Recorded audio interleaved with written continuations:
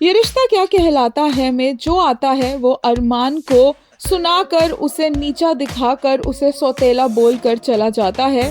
और अरमान खुद के लिए तो स्टैंड लेता कभी है ही नहीं, क्योंकि उसे लगता है कि उसकी फैमिली का प्यार कंडीशनल है और किसी दिन अगर उसने अपनी जुबान खोली या फिर सवाल उठाया तो उसके जो परिवार है, उसका जो सो कॉल्ड परिवार है, वो उसे प्यार करना बंद कर देगा।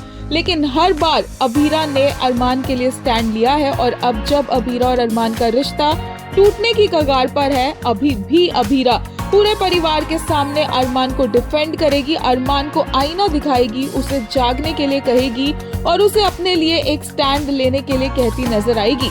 अभीर और कियारा ने शादी कर ली है और इस बात से हर कोई बहुत ज्यादा दुखी है, यहाँ तक कि अभीर से और अरमान कियारा से सवाल भी करता है कि उन्होंने ऐसा डिसीजन क्यों लिया। और अभीर कहता है कि चारू उसके प्यार को बहुत ही लाइटली लेती है और कभी उसे हाँ करती है कभी उसे ना, और आज तो मंडप में छोड़कर चली गई। एंड कियारा बोलती है कि जो चारू का गुस्सा है वो अभीर और उसके ऊपर निकालने की जरूरत नहीं है।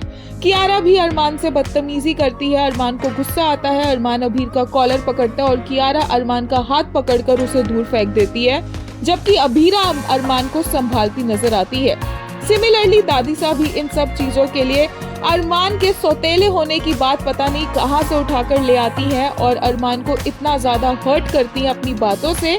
बोलती है कि अरमान को उसकी माँ भी इसलिए छोड़कर चली गई होगी क्योंकि अरमान ऐसा है, उसका खून ऐसा है। और अभीरा यहाँ पर अरमान को बोलती है कि वो खुद को डिफेंड क्यों नहीं कर सकता, क्यों वो दादीसा के सामने अपना स्टैंड नहीं लेता।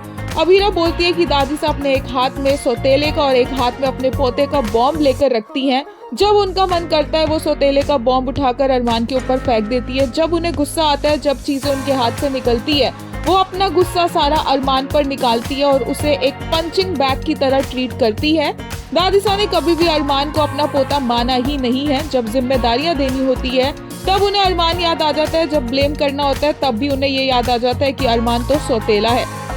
अरमान अभीरा को रोकने की कोशिश करता है और बोलता है कि कुछ ना बोले, लेकिन अभीरा चुप होने वालों में से नहीं है। अभीरा को इतना गुस्सा आता है कि उसे जो इतना बड़ा राज पता चला है अरमान की माँ शिवानी के बारे में, वो भी यहाँ पर बोलने वाली होती है, बट वो खुद को कंट्रोल कर लेती है। लेकिन दादीसा को तो वो अच्छे से हिंट दे ही चुकी है कि उसे सब कुछ पता है और उन्हें यहाँ पर वो चुप भी करवा देती है ये सारी बातें बोलकर।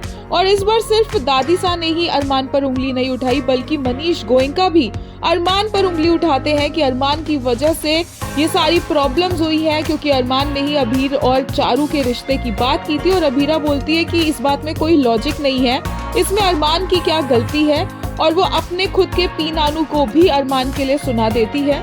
एक बार फिर से फैंस को वही पुराना टाइम याद आएगा जब अभीरा अरमान की सेवियर बनके उसके सामने खड़ी रहती है और उसको कोई भी हर्ट कर दे ऐसा वो होने नहीं देगी।